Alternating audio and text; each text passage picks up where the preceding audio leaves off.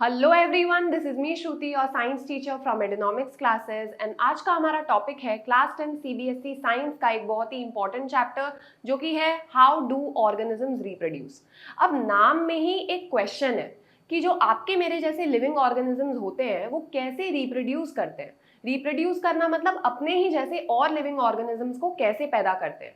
हर एक ऑर्गेनिज्म के बॉडी में अलग अलग प्रोसेस होता है रिप्रोडक्शन का, वही आज हम इस चैप्टर में पढ़ेंगे। तो चलिए बिना किसी देरी के चैप्टर को शुरू करते हैं। तो सबसे पहला क्वेश्चन क्या है, why do organisms reproduce. Organisms reproduce क्यों करते हैं? ताकि उनकी प्रजाति इस धरती से खत्म ना हो जाए। प्रजाति यानी कि जैसे कि हमारी प्रजाति क्या है, इंसान की प्रजाति से हम लोग बिलोंग करते हैं ना।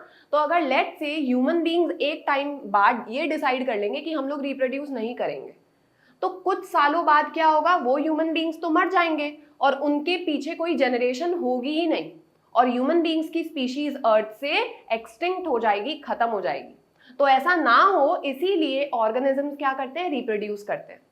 तो हम लोग देखेंगे reproduction is the biological process by which organisms create new individuals of the same species. Same species मतलब एक इंडिविजुअल अपने ही प्रजाति में मतलब जो भी ऑफस्प्रिंग है वो प्रोड्यूस करेगा। जैसे कि ह्यूमन बींग को ही जन्म देगा ना, वो किसी डॉग या किसी डोंकी को तो जन्म देगा नहीं।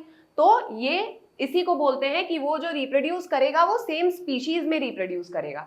It is essential for the continuity of life and for maintaining the population of a species on earth, ताकि वो जो प्रजाति है उसकी जो पॉपुलेशन है वो अर्थ पे बनी रहे, वो एक्सटिंक्ट ना हो जाए।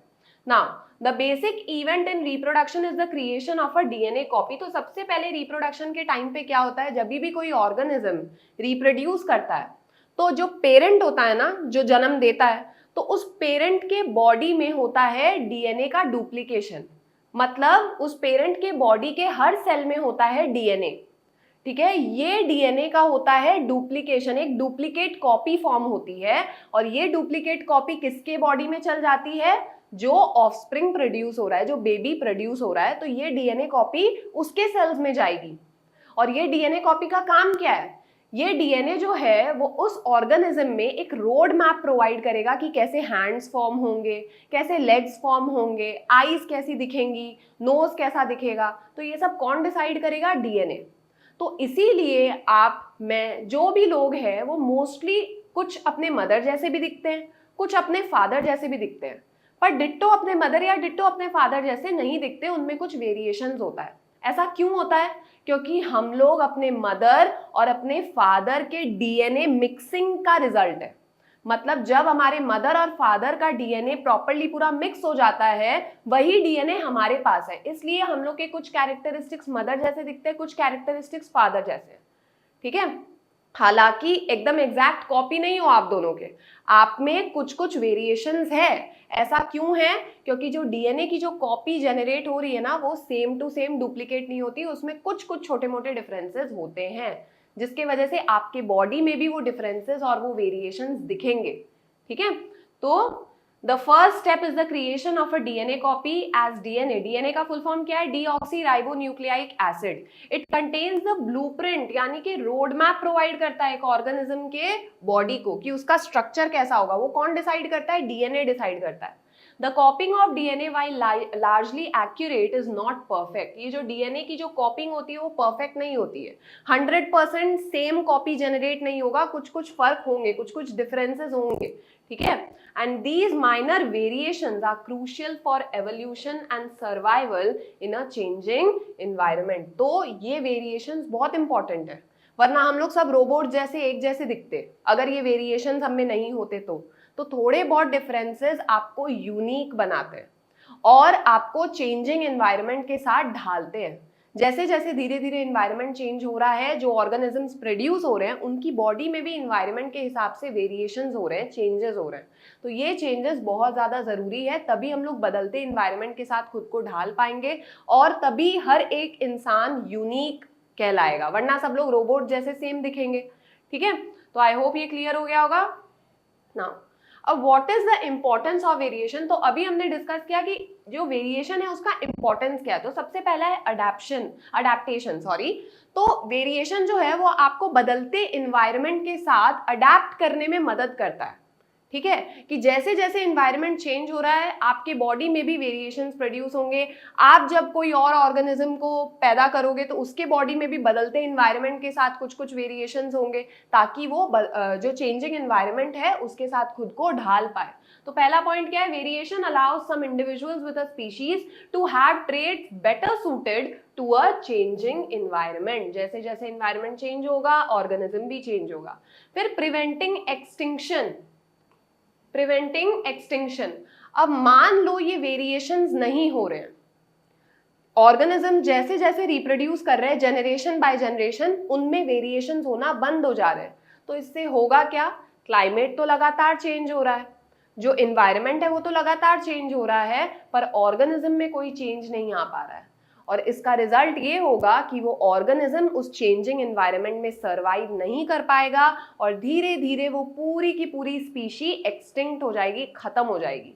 ठीक है, तो preventing extinction without variation a species would be a uniform group। if the major environmental change or a new threat were to occur, the entire population could be wiped out। सारे population का सफाया, ठीक है, leading to extinction। Variation ensures that some individuals will always be better equipped to survive new challenges। तो कुछ कुछ individuals हमेशा उनमें वेरिएशंस होंगे और वो क्लाइमेट बदलते एनवायरनमेंट के साथ खुद को ढाल पाएंगे। थर्ड पॉइंट है एवोल्यूशन। वेरिएशंस होते हैं ना, उसी की वजह से न्यू स्पीशीज फॉर्म होती है। एक फ्लावर है, उसने कोई और फ्लावर को प्रोड्यूस किया, कोई और प्लांट को प्रोड्यूस किया, उसमें कुछ कुछ वेरिएशंस है। फिर थर्ड प्लांट पे जो थर्ड जनरेशन है उसमें कुछ कुछ वेरिएशंस है। फिर फोर्थ जनरेशन जो पैदा हुई उसमें कुछ कुछ वेरिएशंस है। फिफ्थ में उसमें कुछ कुछ वेरिएशंस है। अब आप कंपेयर करके देखो फर्स्ट जनरेशन को और फिफ्थ जनरेशन को, दोनों में कितना फर्क हो जाएगा। कुछ वेरिएशंस होते होते आप फिफ्थ और फर्स्ट जनरेशन को कंपेयर करो तो दोनों में कितना ज्यादा फर्क है। तो हमने जो फिफ्थ जनरेशन आते आते एक न्यू स्पीशी फॉर्म हो चुकी है, एक कंप्लीटली डिफरेंट स्पीशी में कन्वर्ट हो चुका है पहला जो जनरेशन है। ठीक है, तो वेरिएशंस की वजह से ही एवोल्यूशन होता है, न्यू स्पीशीज फॉर्म होती है। The accumulation of advantages variations over many generations is what drives evolution, leading to the development of new species and the incredible biodiversity we see on earth. Biodiversity क्या है कि living organisms में इतनी सारी variety देखने को आपको मिलेगी, कैसे, इन्हीं वेरिएशंस की वजह से। ठीक है, अब आते हैं सीधा मोड्स ऑफ रिप्रोडक्शन, यानी कि ऑर्गेनिजम्स में दो तरह के रिप्रोडक्शन होते हैं। एक होता है एसेक्सुअल रिप्रोडक्शन, दूसरा होता है सेक्सुअल रिप्रोडक्शन। एसेक्सुअल रिप्रोडक्शन में सिंगल पेरेंट होता है और जो ऑफस्प्रिंग जनरेट हो रहा है, जो बेबी प्रोड्यूस हो रहा है, तो वो एकदम आइडेंटिकल होगा पेरेंट से। ठीक है, और सेक्सुअल रिप्रोडक्शन में क्या है, मेल और फीमेल दोनों इन्वॉल्व है, दो पेरेंट्स इन्वॉल्व हैं, और जो ऑफस्प्रिंग प्रोड्यूस होगा, जो बेबी प्रोड्यूस होगा, वो 100% आइडेंटिकल नहीं होगा। ठीक है, so there are two main modes of reproduction, asexual and sexual reproduction। अब asexual reproduction क्या है, it involves a single parent and produces genetically identical offspring, जिन्हें clones बोलते हैं, कि एकदम ditto same offspring produce होगा। It doesn't involve the formation or fusion of gametes। इसमें मेल और फीमेल गैमेट का फ्यूजन नहीं होता है जैसा कि सेक्सुअल रिप्रोडक्शन में होता है। सेक्सुअल रिप्रोडक्शन में क्या होता है, मेल के तरफ से आता है मेल गैमेट, फीमेल के तरफ से आता है फीमेल गैमेट, दोनों फ्यूज होकर के एक सिंगल सेल फॉर्म करते हैं जिसे बोलते हैं जाइगोट। ठीक है, तो ये होता है सेक्सुअल रिप्रोडक्शन में। एसेक्सुअल रिप्रोडक्शन में फ्यूजन नहीं होता है। It is common in single cell यानी कि यूनिसेल्युलर ऑर्गेनिजम्स में ये फॉर्म ऑफ रिप्रोडक्शन बहुत ही कॉमन है, एंड कुछ कुछ मल्टीसेल्युलर ऑर्गेनिजम्स में भी एसेक्सुअल रिप्रोडक्शन होगा। तो there are various forms of asexual reproduction. सबसे पहला है फिशन। फिशन में क्या होता है, पेरेंट सेल दो डॉटर सेल्स में डिवाइड हो जाता है या दो से ज्यादा डॉटर सेल्स में डिवाइड हो जाता है। ठीक है, तो दो तरह के फिशन होता है, पहला है बाइनरी फिशन, दूसरा है मल्टीपल फिशन। बाइनरी फिशन में क्या होगा, a single cell divides into two equal halves, और दो डॉटर सेल में डिवाइड हो जाता है एक सिंगल पेरेंट सेल। तो ये किसमें देखने को मिलता है आपको, अमीबा में देखने को मिल जाएगा, पैरामीशियम में देखने को मिल जाएगा। तो ये किसमें होता है, इसको क्या बोलते हैं, बाइनरी फिशन। यहाँ पे मैंने ये डायग्राम ऐड किया है, यहाँ पे अमीबा है, अमीबा पेरेंट अमीबा है। ठीक है, सबसे पहले क्या होगा, इसका डीएनए मटेरियल यानी कि इसका न्यूक्लियर मटेरियल दो हिस्सों में बढ़ जाएगा, यानी कि ये जो न्यूक्लियस है ये दो अलग अलग हिस्सों में बढ़ जाएगा। फिर क्या, धीरे धीरे इसका जो साइटोप्लाज्म है यानी कि ये जो लिक्विड वाला पार्ट है वो भी सेपरेट हो जाएगा, और जब ये साइटोप्लाज्म कंप्लीटली डिवाइड हो जाएगा तो एक एक न्यूक्लियस दोनों सेल्स में चले जाएंगे और दो अलग अलग आइडेंटिकल डॉटर सेल्स फॉर्म होंगी। अब आगे जाकर के ये दो डॉटर सेल्स भी डिवाइड करेंगी, ठीक है, इससे दो जनरेट होगा, इससे दो जनरेट होगा, ठीक है, तो ऐसे ये चलता रहता है। इसको बोलते हैं बाइनरी फिशन, यानी कि एक पेरेंट सेल से दो डॉटर सेल्स प्रोड्यूस हो रही हैं एक बार में। फिर आता है multiple fission, the parent cell divides into many daughter cell. तो मल्टीपल नाम से ही आपको समझ में आ गया होगा कि जो पेरेंट सेल है वो बहुत सारे डॉटर सेल्स में एक ही बार में साइमल्टेनियसली डिवाइड हो जाता है। साइमल्टेनियसली मीन्स एक बार में। ये आपको किस में देखने को मिलेगा, प्लाज्मोडियम में देखने को मिलेगा। जैसे कि यहाँ पे इतने सारे मल्टीपल सेल्स प्रोड्यूस हो गए हैं एक बार में, ये प्लाज्मोडियम का एग्जाम्पल है। अब आता है फ्रेगमेंटेशन। फ्रेगमेंटेशन में क्या होता है कि कोई भी ऑर्गेनिज्म है उसका बॉडी फ्रैगमेंट्स में डिवाइड हो गया है और हर एक फ्रैगमेंट एक न्यू इंडिविजुअल फॉर्म करता है, एक न्यू ऑर्गेनिज्म फॉर्म करता है, हर एक पार्ट। जैसे कि यहाँ पे प्लेनेरिया में हो रहा है, देखो इसकी बॉडी 3 पार्ट्स में डिवाइड हो गई, ठीक है, और ये आगे जाकर के ये तीनों पार्ट आगे जाकर के एक अलग अलग ऑर्गेनिज्म फॉर्म करेंगे, तो 3 डॉटर प्लेनेरिया फॉर्म हो गई यहाँ पे, ठीक है, तो इसको कहते हैं फ्रेगमेंटेशन। ओ, ये तो रीजनरेशन का एग्जाम्पल है, ठीक है, ये रीजनरेशन का एग्जाम्पल है। फ्रेगमेंटेशन क्या है, वो स्पाइरोगिरा में होता है। The body of an organism breaks into 2 or more pieces, और हर एक पीस से न्यू इंडिविजुअल फॉर्म होगा। वही जो मैंने आपको समझाया था वही फ्रेगमेंटेशन में होगा, वो स्पाइरोगिरा में होगा, ठीक है। ये प्लेनेरिया का एग्जाम्पल है रीजनरेशन का। नाउ रीजनरेशन क्या है, the ability of an organism to regrow lost or damaged body parts, ठीक है। Some organisms like hydra and planaria can regenerate an entire new organism from a small piece. मतलब अगर इनके body में से एक स्मॉल पीस अलग हो जाए ना, तो वो जो स्मॉल पीस है वो एक नया ऑर्गेनिज्म फॉर्म कर सकता है, इतनी कैपेसिटी है उसमें। तो ये किसमें आपको देखने को मिलेगा, हाइड्रा और प्लेनेरिया में। तो रीजेनरेशन आपको इनमें देखने को मिलेगा। रीजेनरेशन में क्या होता है कि कोई भी ऑर्गेनिज्म अपने बॉडी पार्ट से एक नया ऑर्गेनिज्म फॉर्म कर सकता है। फिर आते हैं बडिंग में। A new organism develops from a small outgrowth और bud on the parent's body. The bud eventually detaches to become a new independent individual. ये भी आपको हाइड्रा और यीस्ट में देखने को मिलेगा। बडिंग जो है, यहाँ पे डायग्राम ऐड किया हुआ है कि यहाँ पे देखो स्मॉल एक बड जनरेट हुआ हाइड्रा में, फिर ये बड एक न्यू हाइड्रा में बदलता गया, ठीक है, एक अलग हाइड्रा में।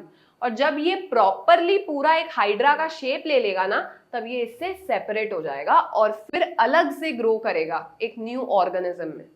तो इसको क्या बोलते हैं, बडिंग बोलते हैं। क्लियर। अब आते हैं स्पोर फॉर्मेशन में। Organism produce spores which are microscopic. Spores क्या है, microscopic, tough and resistant productive units.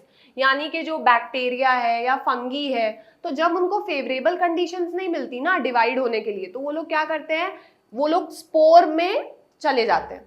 जब उनको फेवरेबल कंडीशंस नहीं मिलती है तो स्पोर के अंदर रहते हैं वो। Spore is a very tough covering जो उनको अनफेवरेबल कंडीशन से बचाता है।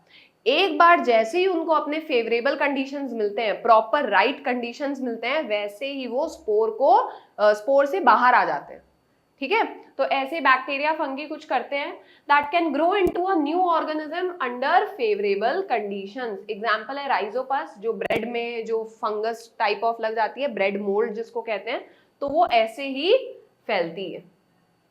अब आते हैं, ये देखिए स्पोर फॉर्मेशन का ये एग्जांपल है, स्पोर फॉर्मेशन इन राइजोपस, यानी कि ब्रेड मोल्ड ऐसे फैलता है। ये यहाँ पे स्पोर है। अब स्पोर से ये मटेरियल और इनका फैलेगा, ये जो सेल्स है ना ये और आगे फैलेंगे और ऐसे राइजोपस को पैदा करेंगे। क्लियर। अब इसमें है vegetative propagation, a method of asexual reproduction in plants where new plants are grown from vegetative parts. Mostly plants seed से ग्रो करते हैं, ठीक है, जितने भी प्लांट्स हैं सीड से ग्रो करते हैं, पर बहुत सारे ऐसे प्लांट्स हैं जो अपने अलग अलग पार्ट्स से ग्रो करते हैं। जैसे कि a method of asexual reproduction in plants where new plants are grown from vegetative parts like roots, stems, leaves instead of from seeds. तो ये लोग सीड से ग्रो नहीं करते, ये लोग रूट से ग्रो करेंगे, स्टेम से या लीव से ग्रो करेंगे। इसका मतलब क्या है कि अगर आप इस प्लांट के स्टेम को थोड़ा सा कट करके अगर अलग से प्लांट करोगे, कहीं पे सॉइल पे प्लेस करोगे, तो वो एक न्यू प्लांट में बदल जाएगा। फिर अगर आप इसके रूट्स को हटा करके कहीं और प्लांट करते हो, रूट का कोई छोटा सा हिस्सा, तो फिर वो एक अलग ही प्लांट में कन्वर्ट हो जाएगा। फिर जैसे ब्रायोफिलम एक एग्जाम्पल है, उसके लीव्स में छोटे छोटे बड्स होते हैं। तो ये जो छोटे छोटे बड्स अगर कहीं और प्लांट कर दिए जाएं तो वहां पे एक और ब्रायोफिलम का प्लांट उग जाता है। तो इसको क्या कहते हैं? वेजिटेटिव प्रोपगेशन, जहां पे प्लांट के अलग अलग पार्ट्स को मतलब सॉइल में डाल के आप ग्रो कर सकते हो, एक नया प्लांट बना सकते हो। ठीक है, अब इसके कुछ नेचुरल मेथड्स हैं, जैसे propagation through roots, stems and leaves. तो ये सब नेचुरल मेथड्स क्या है? जो प्लांट्स खुद ब खुद करते हैं, हमें इंटरफेयर नहीं करना पड़ता है। और आर्टिफिशियल मेथड्स क्या है? जब आपको इंटरफेयर करना पड़ता है, जैसे कट करके फिर अलग से प्लांट करोगे।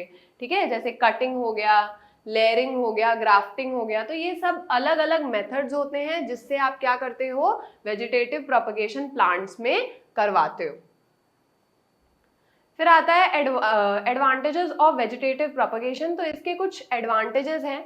Plants raised by this method can bear flowers and fruits earlier than those produced from seeds. तो जो सीड से प्लांट्स उगते हैं और जो वेजिटेटिव प्रोपगेशन के मेथड से उगे हैं, दोनों में क्या फर्क होगा कि इस प्लांट में, वेजिटेटिव प्रोपगेशन वाले प्लांट में, फ्रूट्स और फ्लावर्स जल्दी उगेंगे, और जो सीड वाला प्लांट है उसमें फ्रूट्स और फ्लावर्स लेट से उगेंगे।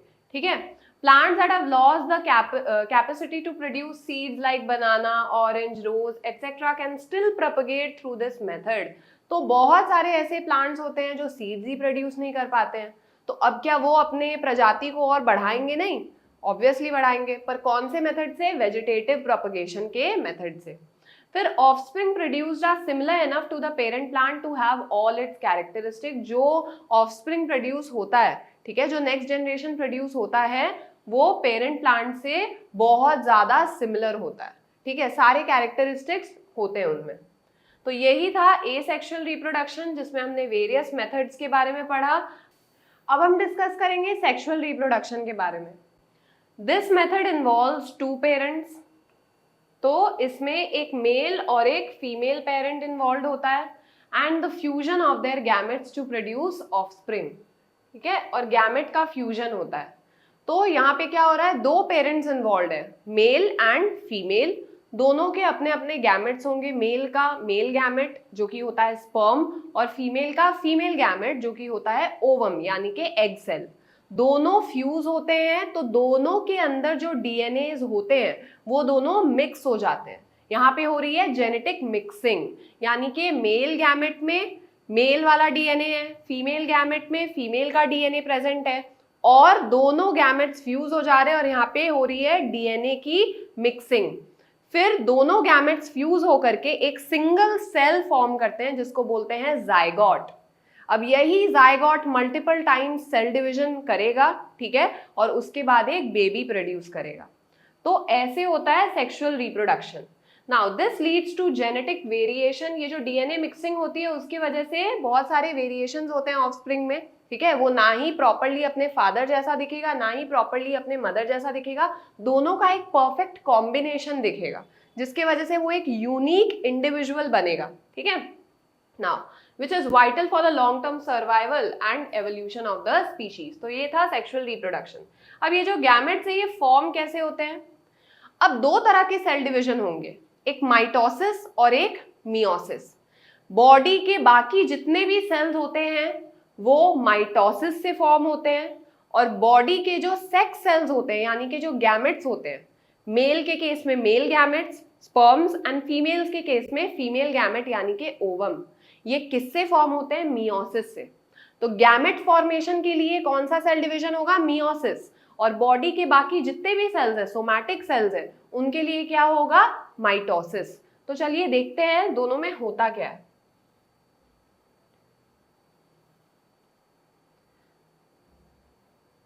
तो सबसे पहले मैं आपको माइटोसिस बता रही हूं।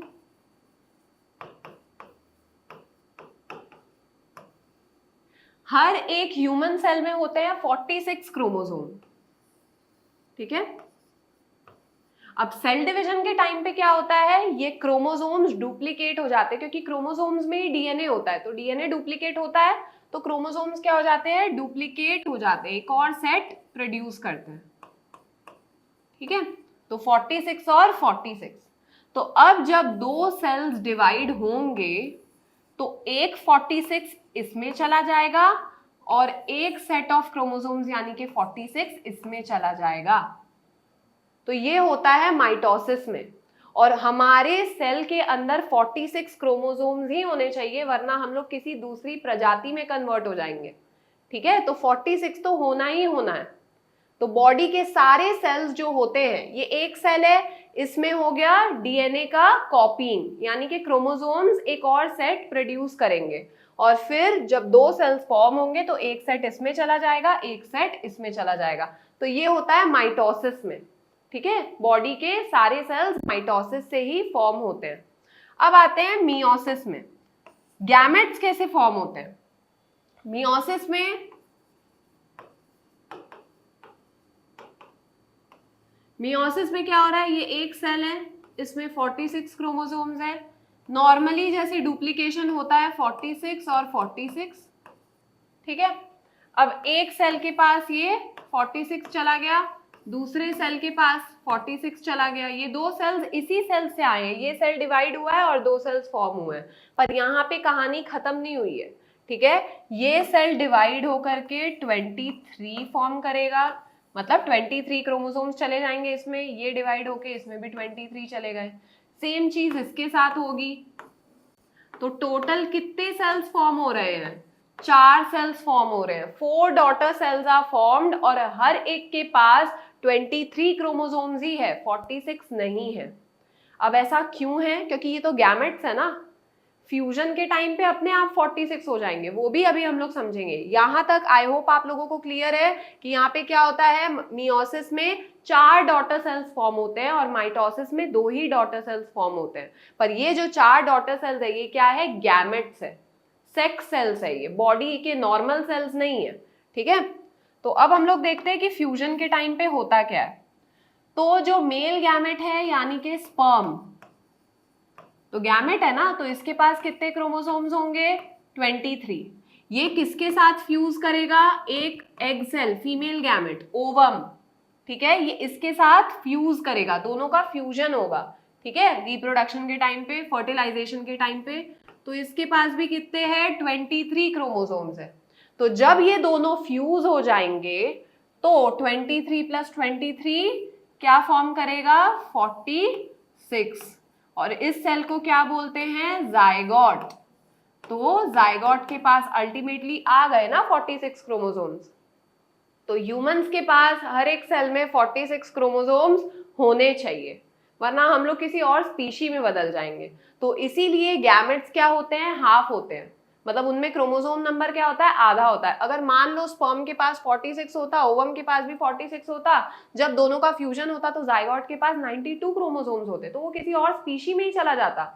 तो अगर ह्यूमन बींग्स की स्पीशी, मतलब ह्यूमन बींग को जन्म देना है, तो इसमें 46 क्रोमोसोम्स होने चाहिए, ठीक है। तो ये ऐसे होता है। तो आई होप आपको ये समझ में आ गया होगा।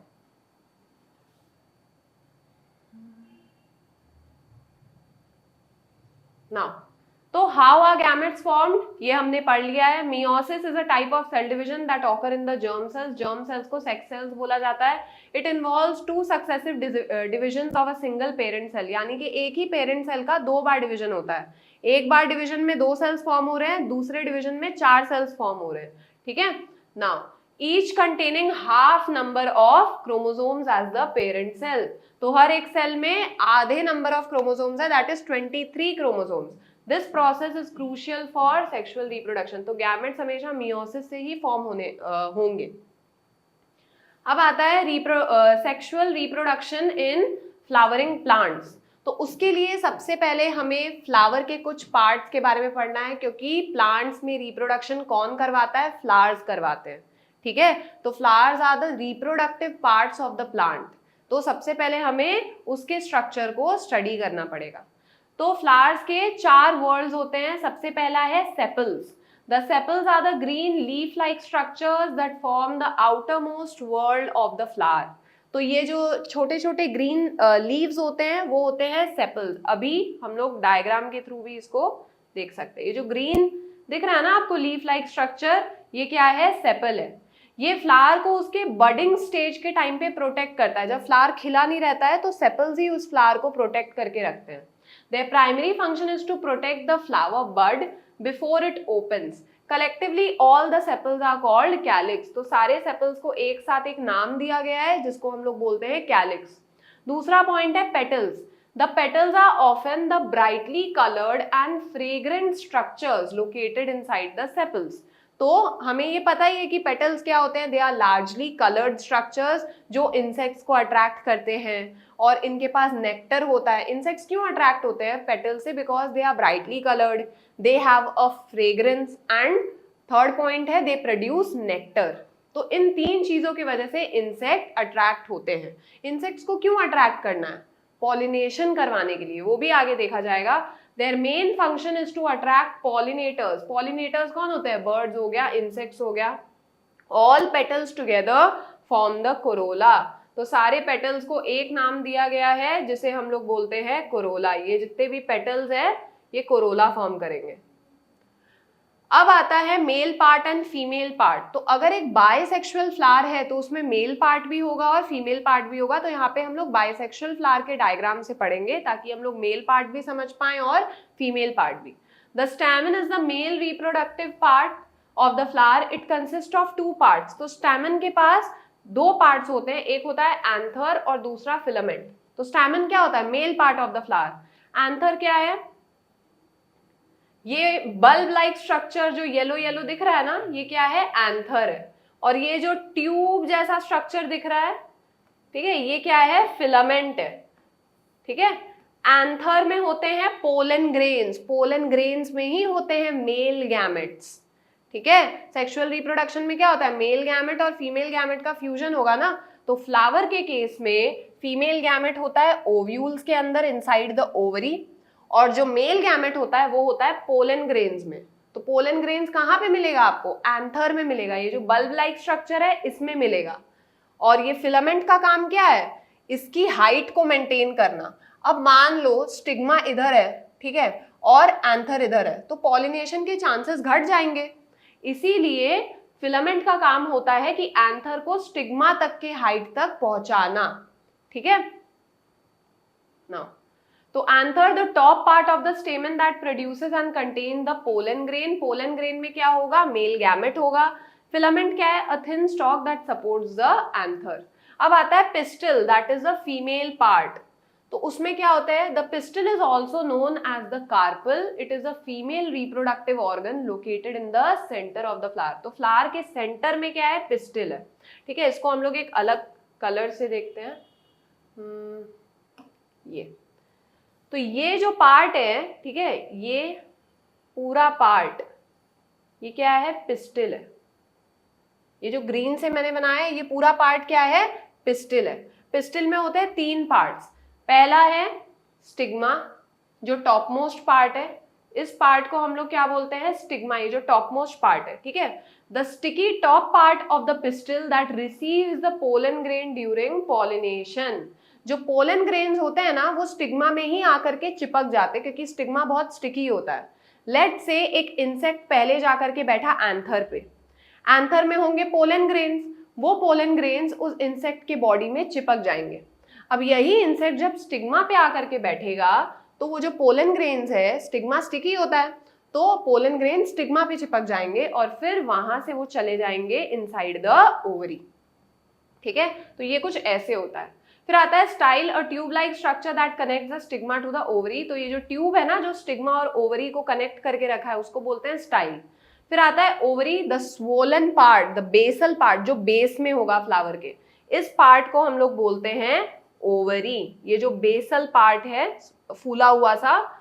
Now the swollen base of the pistol that contains the ovules. तो ओव्यूल्स के ही अंदर क्या होगा? फीमेल गैमेट, और ओव्यूल्स किसके अंदर होंगे? ओवरी के अंदर होंगे। ठीक है, फिर आता है टाइप्स ऑफ फ्लावर्स। दो तरह के फ्लावर्स होते हैं, यूनिसेक्सुअल फ्लावर और बाइसेक्सुअल फ्लावर। यूनिसेक्सुअल फ्लावर में या तो मेल पार्ट प्रेजेंट होगा या तो फीमेल पार्ट प्रेजेंट होगा, इसीलिए इसको बोलते हैं इनकम्प्लीट फ्लावर, क्योंकि इसमें दोनों पार्ट्स प्रेजेंट नहीं होते हैं। और बाइसेक्सुअल फ्लावर में मेल पार्ट भी प्रेजेंट होगा और फीमेल पार्ट भी प्रेजेंट होगा। जो अभी हमने जिस फ्लावर का डायग्राम स्टडी किया है, ये क्या है, बाइसेक्सुअल फ्लावर है, क्योंकि इसमें मेल पार्ट भी प्रेजेंट है और फीमेल पार्ट भी प्रेजेंट है, और इसीलिए इसको परफेक्ट फ्लावर बोलते हैं। तो एग्जांपल्स क्या है, यूनिसेक्सुअल फ्लावर के पपाया, और बाइसेक्सुअल फ्लावर का एग्जांपल है रोज। अब आते हैं पॉलिनेशन पे। पॉलिनेशन क्या है, ये हमने पहले भी कुछ क्लासेस में पढ़ा है। The transfer of pollen grains from the anther to the stigma of the flower, यानी कि पोलन ग्रेन का सफर एंथर से लेकर के स्टिग्मा तक का जो सफर है पोलन ग्रेन का, उसको बोलते हैं पॉलिनेशन। अब पॉलिनेशन बहुत सारे एजेंट्स करवाते हैं। कभी हवा यानी कि विंड से उड़ के पोलन ग्रेन चला जाता है एंथर से स्टिग्मा पे, कभी इंसेक्ट्स पहुंचा देते हैं, कभी बर्ड्स पहुंचा देते हैं, कभी एनिमल्स के बॉडी में चिपक के चला जाता है पोलन ग्रेन। ठीक है, तो अलग अलग एजेंट्स होते हैं जो पॉलिनेशन करवाते हैं। फिर आता है दो तरह के पॉलिनेशन होते हैं। एक होता है सेल्फ पॉलिनेशन, जिसका दायरा खाली एक प्लांट के अंदर तक का है, और क्रॉस पॉलिनेशन में क्या हो जाता है, पॉलिनेशन दो अलग अलग प्लांट्स के बीच में हो रहा है, पर दोनों प्लांट सेम स्पीशीज के होने चाहिए। ठीक है, तो सेल्फ पॉलिनेशन क्या है, transfer of pollen from the anther to the stigma of the same flower, या तो सेम फ्लावर में होना चाहिए या तो another flower on the same plant. तो दायरा खाली सेम प्लांट तक है, ठीक है, या तो another flower on the same plant, तो इसको बोलते हैं सेल्फ पॉलिनेशन। एग्जाम्पल हो गया मटर, चावल, तो ये सब सेल्फ पॉलिनेशन से प्रोड्यूस होते हैं। फिर होता है क्रॉस पॉलिनेशन। क्रॉस पॉलिनेशन में दायरा थोड़ा बढ़ जाता है, स्कोप बढ़ जाता है, तो यहाँ पे दो अलग अलग प्लांट्स के बीच में पॉलिनेशन हो रहा है, पर दोनों सेम स्पीशीज के होने चाहिए, यानी कि जो पोलन ग्रेन्स है उनका ट्रांसफर दो अलग अलग प्लांट्स के बीच में हो रहा है। Transfer of pollen from the anther of a flower on one plant to the stigma of a flower on the another plant of the same species। तो एक कंडीशन क्या है कि भाई अगर तुम्हें करना है दूसरे प्लांट के साथ पॉलिनेशन तो करो, पर वो प्लांट होना चाहिए सेम प्रजाति का, सेम कास्ट का। ठीक है, तो अलग कास्ट में इंटर कास्ट हमारे यहाँ पे नहीं चलता है, तो सेम स्पीशीज का होना चाहिए। एग्जाम्पल क्या है, एप्पल एंड कॉर्न। तो एक मजाक था ऐसे, ठीक है, कभी कभी भटक जाते हैं हम लोग। नाउ फिर आता है फर्टिलाइजेशन। फर्टिलाइजेशन क्या है, जब मेल गैमेट और फीमेल गैमेट फ्यूज हो जाते हैं, जब पोलन ग्रेन चला जाता है इनसाइड द ओवरी, ठीक है, और फिर मेल गैमेट का और फीमेल गैमेट का हो जाता है फ्यूजन, मिलन, तो उसको बोलते हैं fertilisation. The fusion of the male gamete with the female gamete after pollination a pollen tube grows. ये होता कैसे है, स्टेप बाय स्टेप देखते हैं। जब पॉलिनेशन होता है, यानी कि जब पोलन ग्रेन एंथर से स्टिग्मा तक आ गया है, स्टिग्मा पे बैठ गया है, तो अब ये क्या करेगा, एक पोलन ट्यूब फॉर्म करेगा। ट्यूब किस लिए फॉर्म करेगा, ताकि वो उस ट्यूब से मेल गैमेट को पहुंचा सके। तो ये रही वो ट्यूब जो कहाँ पे पेनिट्रेट करेगी, इनसाइड द ओवरी, और ये क्या करेगी, मेल गैमेट को पहुंचाएगी इनसाइड द ओवरी, कि जाओ ओव्यूल के पास जाओ। ठीक है, तो after pollination a pollen tube grows from the pollen grain down the style, style के थ्रू होकर के जाता है इनटू द ओव्यूल, और ओव्यूल के अंदर जाकर के घुस जाता है। अब ओव्यूल में होता है फीमेल गैमेट, और ट्यूब के थ्रू कौन आया है ओव्यूल के अंदर, मेल गैमेट। तो मेल और फीमेल गैमेट जो होते हैं वो फ्यूज हो जाते हैं और एक सिंगल सेल फॉर्म करते हैं, जिसको बोलते हैं जाइगोट। ठीक है, तो इसी को कहते हैं फर्टिलाइजेशन। अब आते हैं सीड एंड फ्रूट फॉर्मेशन में। तो फर्टिलाइजेशन के बाद होता क्या है, आफ्टर फर्टिलाइजेशन जो ओव्यूल है ना, वो तो बन जाएगा सीड में कन्वर्ट हो जाएगा, जो ओव्यूल्स है, ठीक है, वो सीड में बदल जाएंगे, और जो ओवरी है वो बन जाएगा एक fruit. The sepals, petals, stamen, style, stigma सब झड़ जाएंगे। ठीक है, तो जो ओवरी है वो तो बन जाएगा फ्रूट, और जो उसके अंदर जो ओव्यूल्स थे वो बन जाएंगे सीड। अब हम लोग जब भी ये फ्रूट खा करके सीड्स को इधर उधर स्कैटर कर देंगे, और अगर उन सीड्स को तीन कंडीशंस मिल गए, यानी कि वार्मथ, मॉइस्चर और आपका ऑक्सीजन। अगर ये तीनों चीज उन सीड्स को मिल गए तो वो सीड्स एक डिफरेंट प्लांट में, एक अलग प्लांट में ग्रो करेंगे। डिफरेंट नहीं, मतलब कि एक न्यू इंडिविजुअल प्लांट में ग्रो करेंगे, सेम प्रजाति का प्लांट होगा वो। ठीक है, तो इसको कहते हैं germination, the process by which a seed begins to develop in a new plant under favourable conditions like the presence of moisture. क्या क्या कंडीशंस है वो बता रही हूँ। मॉइस्चर होना चाहिए, वार्मथ होना चाहिए, ऑक्सीजन मिलना चाहिए सीड को, तभी वो एक न्यू प्लांट में कन्वर्ट होगा, और इसी कन्वर्शन को हम लोग बोलते हैं जर्मिनेशन। अब नेक्स्ट टॉपिक है रिप्रोडक्शन इन ह्यूमन बींग्स। तो human reproduction is a sexual process that begins with puberty, the age at which sex hormones and gametes begin to be produced. तो जितने भी ह्यूमन बींग्स होते हैं उनमें एक सर्टेन एज आती है, यानी कि यूजुअली वो एज जो होता है वो 8 to 14 में वैरी करता है। तो उनमें एक ऐसी एज आती है जब उनके बॉडी में कुछ चेंजेस होने लगते हैं, यानी कि कुछ हॉर्मोन्स प्रोड्यूस होने लगते हैं और मेल्स और फीमेल्स अपने अपने गैमेट्स प्रोड्यूस करना चालू कर देते हैं। तो ये जब आपका चाइल्डहुड पूरा कंप्लीट हो जाता है उसके बाद ये स्टेज आती है अराउंड टीनेज। ठीक है ना। Human reproduction is a sexual process that begins with puberty, the age at which sex hormones and gametes begin to be produced. Changes during puberty are caused due to the release of hormones. Males के अंदर testosterone release होता है, females के अंदर oestrogen release होता है, जिसकी वजह से मेल और फीमेल्स के बॉडी में कुछ चेंजेस होते हैं जो विजिबल है। ठीक है, तो चेंजेस इन मेल्स, मेल्स के बॉडी में क्या चेंज होता है कि जो टेस्टीज और जो पीनस होता है it begins to grow in size, यानी कि जो प्राइवेट जेनिटल पार्ट्स होते हैं उनका साइज बढ़ जाता है। Now formation of beard and Moustache, इसकी वजह से बहुत मेल्स को बुलिंग का भी मतलब शिकार बनना पड़ता है। बहुत लोग उन्हें चिढ़ाते हैं, अरे तेरी तो दाढ़ी नहीं आई, तेरी तो मूंछ नहीं आई। तो ये चीज मेल्स में होता है। Formation of beard and moustache along with the pubic hair, pubic hair भी डेवलप होता है, यानी कि जो प्राइवेट एरियाज है वहां पे भी हेयर ग्रो करता है, ज्यादा हेयर प्रोडक्शन होता है and beard and Moustache form हो जाती है। फिर डीपनिंग ऑफ वॉइस, वॉइस थोड़ी भारी हो जाती है। ठीक है, डीपनिंग ऑफ वॉइस जैसे जैसे मेल्स की जो एज है वो बढ़ती है। जैसे कि आपके घर पे अगर कोई छोटा भाई वगैरह होगा तो आप नोटिस करोगे कि पहले उसकी आवाज बहुत ही स्वीट सी थी, ठीक है, पर जैसे ही वो बड़ा हुआ तो उसकी आवाज मतलब थोड़ी भारी हो गई है, थोड़ी डीप हो गई है। तो ये क्यों होता है? क्योंकि उसने प्यूबर्टी हिट कर ली है, प्यूबर्टी उसमें स्टार्ट हो गई है। ठीक है, वो एज उसने हिट कर ली है, जिसके वजह से उसमें जो वॉइस है, उसकी जो वॉइस है वो डीप हो जाती है। फिर आता है broadening off shoulders and increase in muscle mass. तो जो मसल का जो मास होता है वो मेल्स में इंक्रीज हो जाता है और जो शोल्डर्स होते हैं वो ब्रॉड हो जाते हैं। तो मेल्स के केस में अपर बॉडी ब्रॉड हो जाती है, फीमेल्स के केस में लोअर बॉडी ब्रॉड हो जाती है, क्योंकि फीमेल्स को चाइल्ड बर्थ करना है। ठीक है, मतलब बच्चे को जन्म देना है, तो उसके लिए एक स्ट्रॉन्ग लोअर बॉडी का होना जरूरी है। फिर आता है testes begin to produce sperm. तो जो टेस्टीज होते हैं, ये डायग्राम में आप देख सकते हो, ये जो है इसको कहते हैं टेस्टीज। तो यही स्पर्म को फॉर्म करते हैं। ठीक है, यही स्पर्म्स प्रोड्यूस करते हैं, मेल गैमेट्स प्रोड्यूस करते हैं। तो इस एज में आते आते टेस्टीज स्पर्म्स प्रोड्यूस करना चालू कर देते हैं। अब फीमेल्स के केस में क्या चेंजेस होते हैं? एनलार्जमेंट ऑफ ब्रेस्ट, यानी कि जो ब्रेस्ट एरिया है, चेस्ट एरिया है, वो थोड़ा एनलार्जमेंट होता है, उसमें थोड़ा मतलब इंक्रीज हो जाता है। Hair growth in pubic area, यानी कि प्राइवेट पार्ट्स में हेयर का ग्रो होना एंड अंडर आर्म्स, तो ये सब होता है फीमेल्स में। वाइडनिंग ऑफ हिप्स, यानी कि मैंने पहले भी बोला था कि जो लोअर बॉडी है वो वाइड हो जाती है। फिर हाइट स्टॉप्स इंक्रीजिंग, हाइट और ज्यादा नहीं बढ़ती है। पीरियड्स चालू हो जाते हैं, यानी कि जो मेंस्ट्रुअल साइकिल होती है वो चालू हो जाती है, तो हाइट अपने आप रुक जाती है।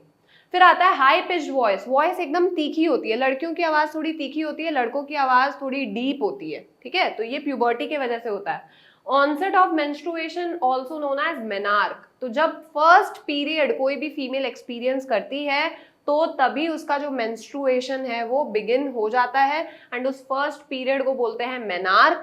ठीक है, और ये कब तक चलता है? अप टू 50 ईयर्स तक चलता है।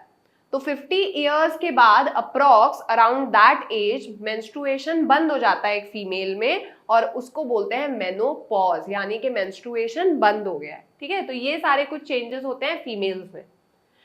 अब हम लोग पढ़ेंगे मेल रिप्रोडक्टिव सिस्टम के बारे में। तो टेस्टिस क्या है? अ pair of organs located outside the abdominal cavity in the scrotum. तो टेस्टिस एक सैक लाइक स्ट्रक्चर में पाए जाते हैं, जिस सैक को बोला जाता है scrotum.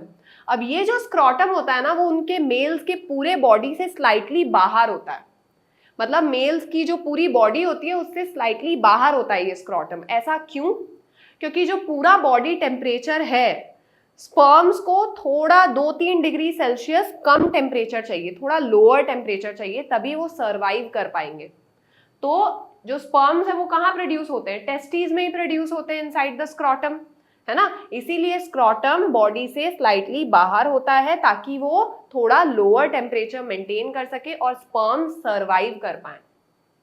They produce sperms, that is the male gametes and the hormone testosterone। तो दो चीज प्रोड्यूस करते हैं टेस्टिस। पहला क्या है? मेल गैमेट्स जिसे बोलते हैं स्पर्म्स, एंड फिर हार्मोन जो कि होता है testosterone. The scrotum is outside the abdominal cavity so that it can maintain a lower temperature necessary for sperm production। तो ये हमने अच्छे से समझ लिया है कि sperm production के लिए एक lower temperature required है, पूरे बॉडी से 2-3 डिग्री सेल्सियस कम होना चाहिए, इसीलिए जो स्क्रॉटम होता है वो पूरे रेस्ट ऑफ द बॉडी से स्लाइटली बाहर होता है। नाउ स्पर्म्स क्या है? These are tiny bodies that consist of mainly genetic material. तो डीएनए जो होता है, मेल का जो डीएनए होगा वो स्पर्म में ही होगा, and these are tiny bodies which contain the genetic material and a long tail that helps them to move towards the female gamete. तो उनके पास एक टेल होती है, स्पर्म्स के पास एक टेल होती है जो उन्हें फीमेल एग तक स्विम करने में मदद करते हैं। तो एक स्ट्रक्चर, रफ स्ट्रक्चर मैं आपको बता देती हूँ स्पर्म का। नाउ अब ये जो रीजन होता है वो होता है हेड स्पर्म का। This is the middle piece and this is the tail. ये जो टेल है ये है हेड, ये है मिडिल पीस और ये क्या है? टेल। ठीक है, तो ये यहाँ पे हेड में जो है उसमें होता है न्यूक्लियस जिसमें होता है डीएनए, जेनेटिक मटेरियल उसमें होता है। ठीक है, और ये जो टेल है वो क्या करती है? वो स्पर्म को एग तक स्विम करने में मदद करती है। नाउ अब आते हैं वास डेफरेंस में। ये एक पाइप है, एक डक्ट है जो स्पर्म्स को टेस्टिस से यूरेथ्रा तक लेकर के जाती है। यूरेथ्रा से स्पर्म्स बाहर रिलीज हो जाते हैं आउटसाइड द बॉडी। तो वास डेफरेंस यहाँ पे आप देख सकते हो, ये जो अलग कलर से मैं दिखाऊंगी, ये जो ट्यूब है ये स्पर्म्स को टेस्टिस से लेकर के जाता है यूरेथ्रा तक। ठीक है, यहां तो यहां से लेकर के ये जो ट्यूब निकल रहा है बाहर, ये क्या करता है? टेस्टिस में से स्पर्म्स को लेता है और फिर लेकर के जाता है यूरेथ्रा तक। यूरेथ्रा से स्पर्म्स बॉडी के बाहर चले जाते हैं। तो ये किसका काम है? इसको क्या बोलते हैं? वास डेफरेंस, इस पाइप को। फिर आता है urethra, common duct for both urine and sperm. तो यूरेथ्रा इस डक्ट को कहते हैं, इस पाइप को कहते हैं। जो यहाँ पे जो मैंने रेड से दिखाया है, यूरेथ्रा इस पाइप को कहते हैं। ठीक है, तो इसका काम क्या है? यूरिन को भी एक्सपेल करना बॉडी से और स्पर्म्स को भी इजैकुलेट करवाना। फिर आता है एसोसिएट ग्लैंड्स। अब रास्ते में जब वास डेफरेंस स्पर्म्स को टेस्टिस से सीधा यूरेथ्रा तक लेकर के जाता है तो रास्ते में कुछ ग्लैंड्स आते हैं, जैसे कि सेमिनल वेसिकल और प्रोस्टेट ग्लैंड। इन ग्लैंड्स का काम क्या होता है? स्पर्म्स को फ्लूइड प्रोवाइड करना, क्योंकि स्पर्म्स आर लाइक फिश, ठीक है, जिनके पास एक टेल होता है और ये स्विम करके आगे जाएंगे। तो बिना पानी के क्या ये स्विम कर पाएंगे? बिना किसी फ्लूइड के? नहीं। तो ये फ्लूइड कौन प्रोवाइड करेगा स्पर्म को? सेमिनल वेसिकल और प्रोस्टेट ग्लैंड।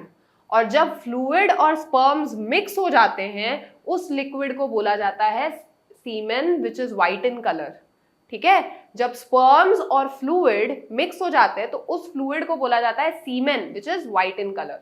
नाउ तो एसोसिएट ग्लैंड्स क्या है? The seminal vesicle and the prostate gland secrete fluids that mix with the sperm to form semen which provide, semen का काम क्या है? इस फ्लूइड का काम, it provides nourishment and aids in sperm transport, sperm को एक जगह से दूसरे जगह पहुंचाने में मदद करता है। It acts as a medium जिसमें स्पर्म्स स्विम करके जाते हैं। तो ग्लैंड्स भी देख लेते हैं हम लोग यहाँ पे। This is the seminal vesicle,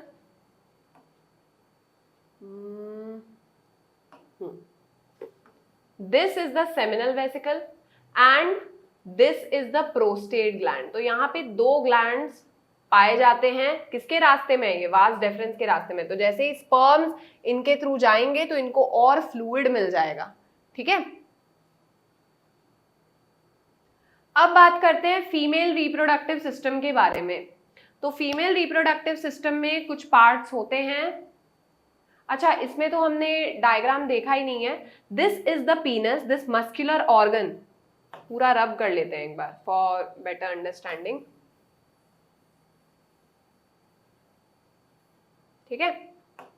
this muscular part, ये जो मस्कुलर पार्ट है इसको बोलते हैं पीनस। इसके अंदर जो पाइप आप देख सकते हो वो होता है यूरेथ्रा, ठीक है। ये prostate gland, this is a seminal vesicle. यहाँ पे होता है यूरिनरी ब्लैडर, और यहाँ से भी देखो एक पाइप जा रहा है जो यूरिन कैरी करेगा और जिसका रास्ता यूरेथ्रा से ही होकर के जा रहा है। यूरिनरी ब्लैडर से यूरेथ्रा तक में एक पाइप जा रहा है, ठीक है ना। तो ये क्या है? यूरिनरी ब्लैडर है, this is the ureter and this is the vas deferens, यानी कि स्पर्म डक्ट भी उसे बोला जाता है। दिस इज द स्क्रोटम, और स्क्रोटम वो सैक है जिसके अंदर टेस्टीज होते हैं, और टेस्टीज स्पर्म्स प्रोड्यूस करते हैं, टेस्टोस्टेरोन प्रोड्यूस करते हैं। तो अब आगे बढ़ते हैं फीमेल रिप्रोडक्टिव सिस्टम में। तो फीमेल रिप्रोडक्टिव सिस्टम में भी देख लेते हैं। ये है पेयर ऑफ ओवरी, दो ओवरीज होते हैं इनसाइड अ फीमेल, ये है ovary. This is a tube जिसको बोलते हैं फेलोपियन ट्यूब। ये जो बैग लाइक स्ट्रक्चर है उसको बोलते हैं यूट्रस, ठीक है। And this canal is called the vagina, ये जो कैनल है उसको बोलते हैं वजाइना। और ये जो ओपनिंग है ना यहाँ पे, ठीक है, ये जो ओपनिंग है, छोटी सी जो ओपनिंग है उसको बोलते हैं सर्विक्स। तो ये था फीमेल रिप्रोडक्टिव सिस्टम। अब देखेंगे इसका फंक्शन। तो ओवरीज क्या करते हैं? These are a pair of organs that produce the female gamete, यानी कि दे प्रोड्यूस ओवा, ठीक है। ये ओवा यानी कि ओवम का प्लूरल है ova. They produce egg cells या female gametes and female hormones like oestrogen and progesterone. तो टेस्टीज क्या प्रोड्यूस करते हैं? स्पर्म और टेस्टोस्टेरॉन। ओवरीज क्या प्रोड्यूस करते हैं? ओवम और female hormones like oestrogen and progesterone. अब ओविडक्ट का काम क्या होता है? They carry the egg from the ovary to the uterus, this is the site of fertilisation. तो जो फ्यूजन होता है ना मेल और फीमेल गैमेट का, वो कहाँ पे होता है? Inside the fallopian tube. तो फेलोपियन ट्यूब का काम क्या है? जब भी हर मंथ एक ओवरी एक एग रिलीज करता है, हर मंथ एक मंथ ये लेफ्ट मतलब एक साइड का ओवरी एंड दूसरे मंथ दूसरे साइड का ओवरी। एक मंथ राइट ओवरी एक एग रिलीज करेगा, दूसरे मंथ लेफ्ट ओवरी एक एग रिलीज करेगा, ठीक है। तो ओवरी क्या करता है? एग रिलीज करता है, और फेलोपियन ट्यूब का काम क्या है? इस एग को कैच कर लेना और उस एग को कहां तक पहुंचाना? यूट्रस तक पहुंचाना। मतलब कि ये होता है passage, this is the passage. यहां से एग जो है वो यहां तक चला जाता है और वो वेट करता है कुछ टाइम तक ताकि स्पर्म आए और उसे फर्टिलाइज कर दे। इसीलिए बोलते हैं कि fallopian tube is the site of fertilisation. यहीं पे फ्यूजन होता है स्पर्म और ओवम का, ठीक है। तो एग कहां से कहां जाएगा? ओवरी से फेलोपियन ट्यूब तक, ठीक है। फिर यूट्रस, यूट्रस क्या है? It is a muscular pear shaped organ where the fertilized egg implants and develops into an embryo. embryo क्या है? ball of cells. जब zygote multiple times cell division करता है, it forms a ball of cells. इसी ball of cells को बोलते हैं embryo, ठीक है। तो यहाँ पे हो क्या रहा है? egg release हो रहा है and fallopian tube क्या कर रहा है? उसे कैरी करके यहाँ तक पहुंचा रहा है। अब ये एग कुछ टाइम तक यहीं पे वेट करेगा जब तक इसे स्पर्म फर्टिलाइज नहीं कर देता। तो दो केसेस होंगे, या तो स्पर्म फर्टिलाइज करेगा इस एग को, या तो स्पर्म इस एग को फर्टिलाइज नहीं करेगा। अगर करता है तो प्रेगनेंसी, अगर नहीं करता है तो मेंस्ट्रुएशन यानी कि पीरियड्स। तो अभी हम लोग प्रेगनेंसी के बारे में डिस्कस कर रहे हैं। तो स्पर्म यहां से एंटर करेगा, ठीक है, and it will fertilise the egg over here. अब जैसे ही फ्यूजन होगा it will form a zygote, zygote multiple time cell division करेगा and it will form ball of cells called embryo.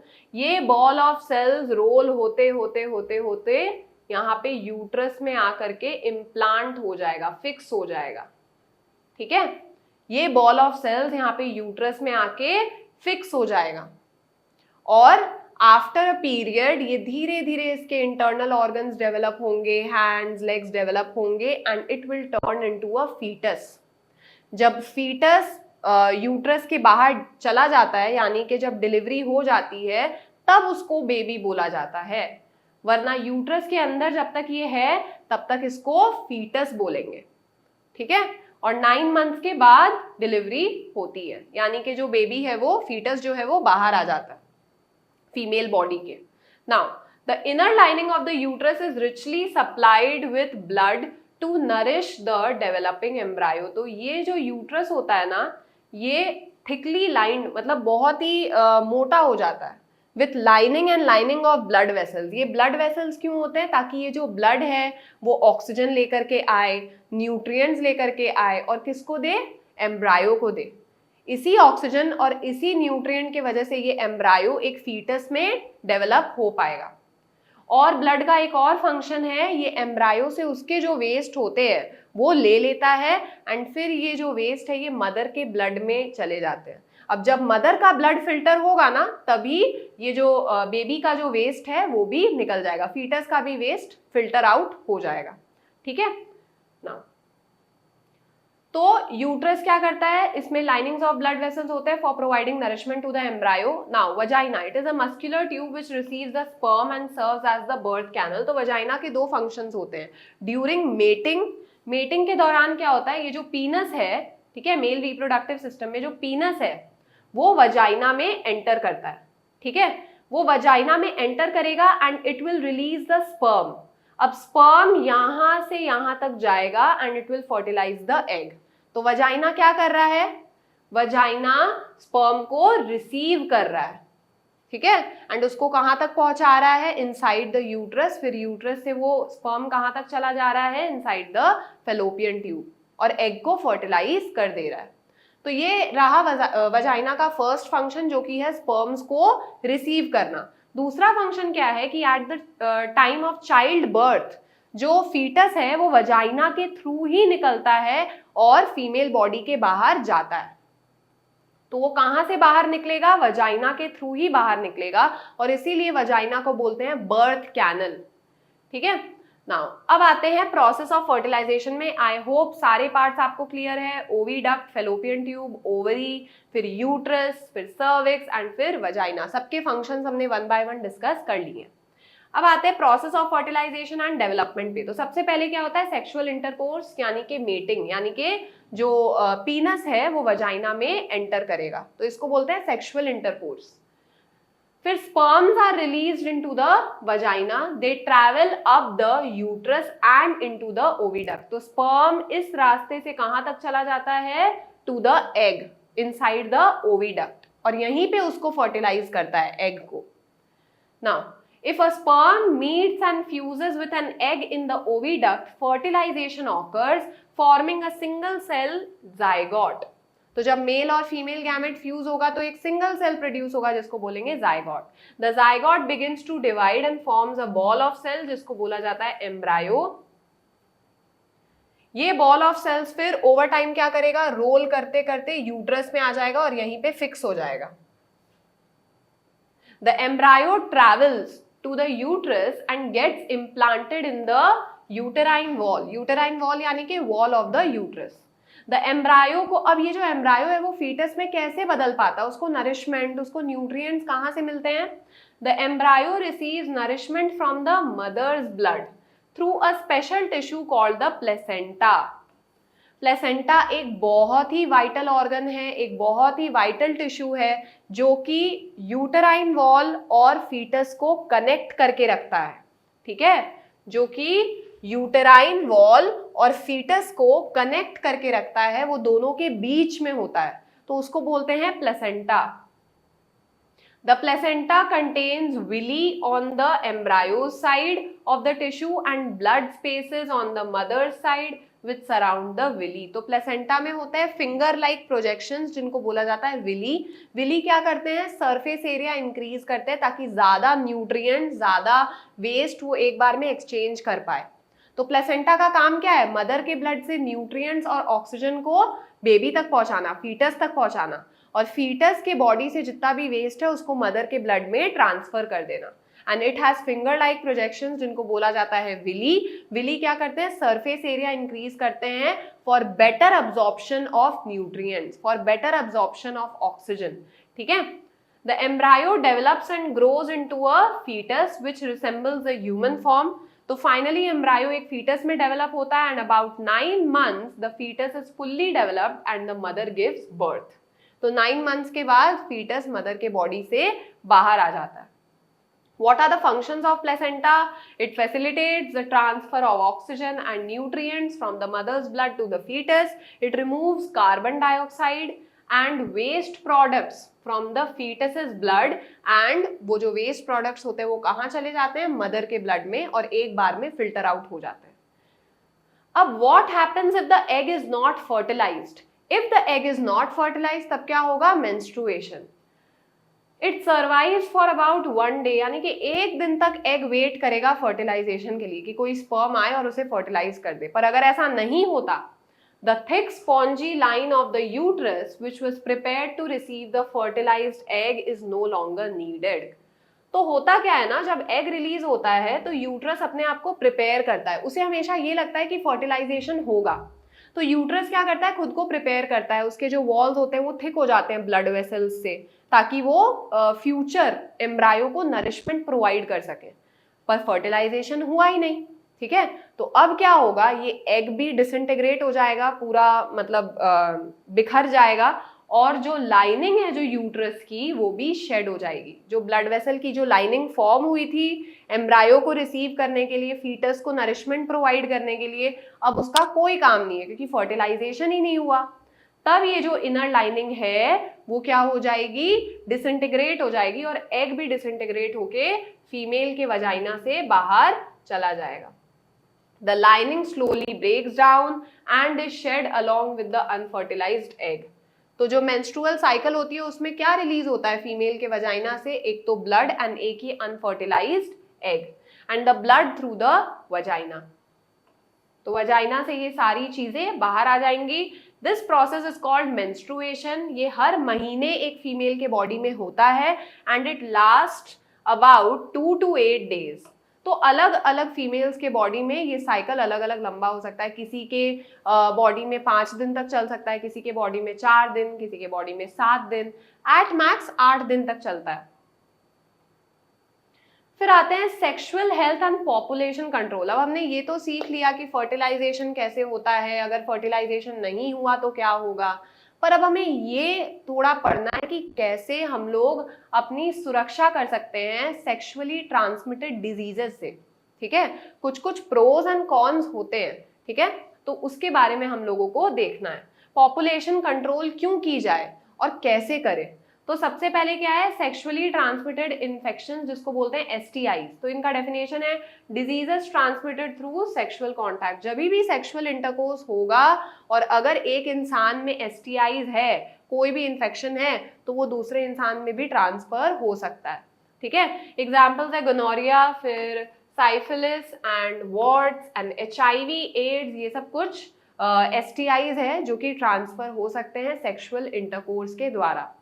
इसको प्रिवेंट कैसे करें, using a condom is a key method. ये एक मैकेनिकल बैरियर होता है जो सेक्सुअली ट्रांसमिटेड डिजीजेस को फैलने से रोकता है। Using a condom is a key method to prevent the spread of these infections. तो ये इन्फेक्शंस हम लोग ऐसे रोक सकते हैं। तो ये यूजुअली किसको यूज करना पड़ता है, जो कॉन्डम्स होते हैं वो मेल्स को यूज करना होता है, एंड इससे जो इन्फेक्शन है वो ट्रांसफर नहीं होता है। अब कुछ और दूसरे मेथड्स होते हैं जैसे कि कुछ कॉन्ट्रासेप्टिव मेथड्स है। इनका पर्पस है अनवांटेड प्रेगनेंसी को रोकना, कि प्रेगनेंसी ना हो, तो उसके लिए कुछ मेथड्स होते हैं, जैसे कि कुछ मैकेनिकल बैरियर्स होते हैं जो अभी हमने कॉन्डम के बारे में डिस्कस किया है। It prevents the sperm from reaching the egg, ये स्पर्म को एग तक पहुंचने से रोकता है।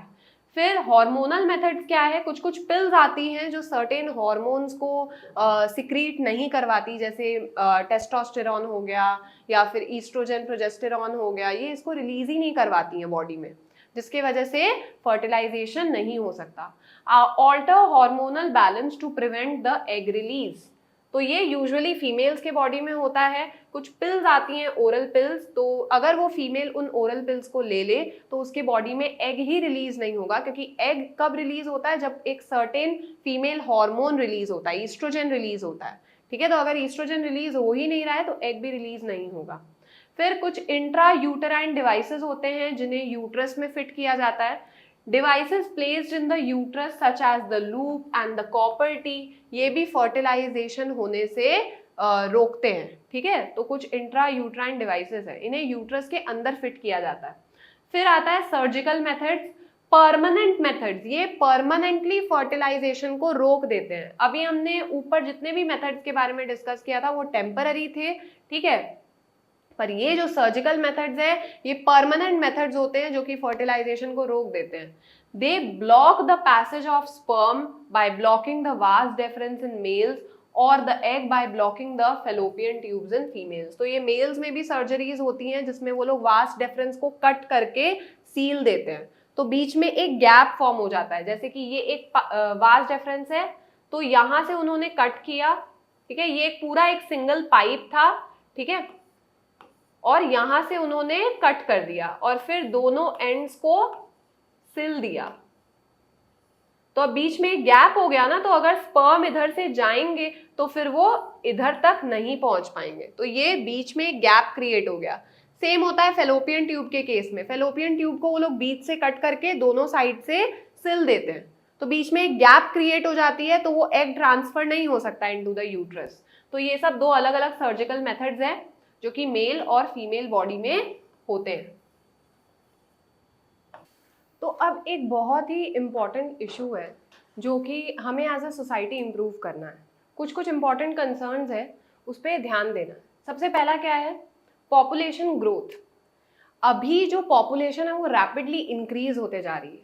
अब इसकी वजह से क्या क्या हो रहा है, पॉपुलेशन इंक्रीज हो रही है पर हमारे पास, हमारे कंट्री के पास नेचुरल रिसोर्सेज उतने ही हैं, तो हर एक को इक्वली वो नेचुरल रिसोर्सेज नहीं मिल पा रहे हैं। ज़्यादा पॉपुलेशन होने के कारण जॉब्स कम है हमारे पास, वैकेंसीज कम है, पर पॉपुलेशन इतनी ज़्यादा है कि बहुत सारे लोग जॉबलेस बैठे हैं, अनएम्प्लॉयमेंट फैल रही है, तो स्टैंडर्ड ऑफ लिविंग एकदम नीचे आ चुकी है। यानी कि अगर लोग अनएम्प्लॉयड बैठेंगे तो फिर उनके पास पैसे नहीं आएंगे, पैसे नहीं आएंगे तो वो जो बेसिक एमिनिटीज़ है अपने लाइफ में, बेसिक चीज़ें हैं, वो भी उनको नहीं मिलेगी और उनका स्टैंडर्ड ऑफ लिविंग जो है वो घट जाएगा। तो पहला पॉइंट ये है। अब inequality is a major reason for poor living standards as it make resources less accessible to a large part of the population। तो जैसा कि हमने बोला कि पॉपुलेशन इतना ज़्यादा है, रिसोर्सेज कम है, तो हर एक को वो रिसोर्सेज नहीं मिल पा रहे हैं। जॉब्स कम है तो हर एक को जॉब्स भी नहीं मिल पा रहे हैं, तो जिसकी वजह से इनइक्वालिटी फैल रही है। जो रिच है वो तो रिच होते जा रहे हैं, जो पुअर है वो और पुअर होते जा रहे हैं। ठीक है, नाउ फिर आता है social concerns. The misuse of surgical procedures for sex selective abortion. Selective abortion क्या होता है कि मैं किसी पर्टिकुलर सेक्स को अबॉर्ट करवा दे रही हूँ, किसी पर्टिकुलर जेंडर को, ठीक है, तो उसको बोलते हैं सेक्स सिलेक्टिव अबॉर्शन। जैसे कि पहले भी और कुछ कुछ आज भी ये प्रैक्टिस बहुत प्रेवलेंट है इंडिया में, कि अगर उन्हें पता चलता है कि गर्ल चाइल्ड है तो वो उसे अबॉर्ट करवा देते हैं, क्योंकि वो गर्ल्स को एज अ बर्डन देखते हैं कि जाना तो उसको अगले घर में ही है, तो फिर इसको पालेंगे पोसेंगे, फिर अगले घर में भेज देंगे। फिर बहुत सारे जगहों पे तो दहेज वगैरह का भी प्रैक्टिस चलता है, तो उसका भी उनको टेंशन होता है, जिसकी वजह से वो गर्ल चाइल्ड को ही अबॉर्ट करा देते हैं, which is a really evil practice. ठीक है ना, तो ये सब चीज़ होती है जो कि एक बहुत ही सीरियस इशू है सोसाइटी में और उसको इम्प्रूव करना बहुत ज़रूरी है, which leads to a decline in the female male sex ratio, female male sex ratio, यानी कि मेल्स के मुकाबले फीमेल्स कितनी है या फीमेल्स के मुकाबले मेल्स कितने हैं, तो उसी को बोलते हैं मेल और फीमेल सेक्स रेशियो। तो अगर लोग गर्ल चाइल्ड को अबॉर्ट करवाते जाएंगे तो जो फीमेल का कॉम्पोजिशन है वो तो एकदम कम हो जाएगा और मेल्स का ज़्यादा हो जाएगा। एंड अगर चाइल्ड बर्थ करना है तो फीमेल्स ही तो रिक्वायर्ड है, फीमेल्स ही तो बर्थ दे रही हैं बच्चों को। तो ये कुछ लोग नहीं समझ पाते हैं, जिनमें बेसिक लिटरेसी नहीं होती है कि अगर फीमेल्स ही कम हैं तो आगे वाली जनरेशन कैसे प्रोड्यूस होगी। मेल्स भी रिक्वायर्ड है, फीमेल्स भी रिक्वायर्ड है, ठीक है। तो अगर हम लोग खाली फीमेल्स को अबॉर्ट करा रहे हैं तो फिर खाली मेल्स क्या करेंगे, है ना। तो ये सारी कुछ चीज़ें हैं जो एक सोसाइटी में ठीक होनी चाहिए, ठीक है। तो इसी के साथ ये चैप्टर पूरा कंप्लीट हो जाता है। अगर आपके कोई भी डाउट्स है तो बिना हेजिटेशन के आप कमेंट सेक्शन में ज़रूर बताइएगा हमें, क्योंकि इस टॉपिक पे अवेयरनेस और बढ़ानी है, ठीक है। बहुत लोग शर्माते हैं इस टॉपिक पे, रिप्रोडक्शन नाम के चैप्टर पे डाउट्स पूछने से, बट आपके अगर कोई भी डाउट्स हो तो आप कमेंट सेक्शन में ज़रूर लिखें, आपके डाउट सॉल्व किए जाएंगे। तो आज की क्लास तो यहीं पे ओवर होती है, मिलते हैं नेक्स्ट वीडियो में।